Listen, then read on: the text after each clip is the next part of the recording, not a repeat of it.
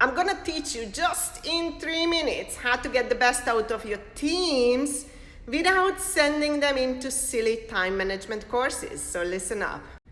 You as a manager and leader, your job is really to think for your teams and provide them with the resources and the solutions so they can go and run with it, okay? Many times leaders and managers complain about their team members, oh, they don't think. Well, that's your job. That's why you're getting your salary.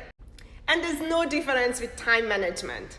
Most of the time, managers and leaders send their team members, here we go, here is the time management course, and now I expect you to come out efficient and effective. It's not going to happen.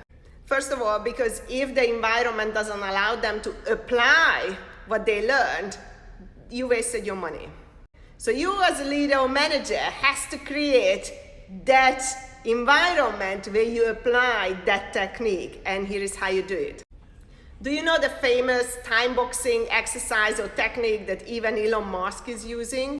Now this is how you apply it to your teams without sending them into a timeboxing course.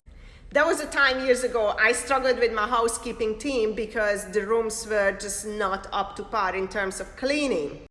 There was a time when I struggled with my housekeeping team because we had issues with the quality of cleaning, and I have tried everything with my guys. I trained them, I retrained them, I supervised them, I rewarded them, I punished them. Nothing worked. So I had to change the strategy. I am the master of thinking, and I will think until I figure out the problem and the solution.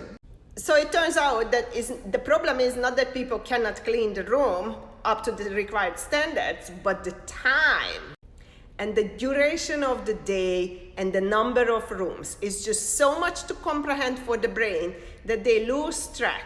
So what I had to do is put them back on track. So I bought everybody a small little clock, and they had to start this clock the moment they entered the room and started cleaning. Now, needless to say that before I did that exercise, I calculated how many minutes they can spend in each room, allowing the tea breaks, the coffee breaks, the toilet breaks, the lunch break, every kind of break, and to refill their trolleys in the pantry.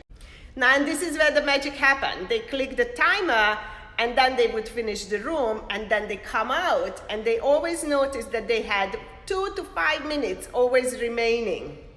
What happened during that 2 to 5 minutes? They went back to the room and they started paying attention to the small things, dusting of skirting, the mirror, etc., that they have overlooked while cleaning. And that was the solution.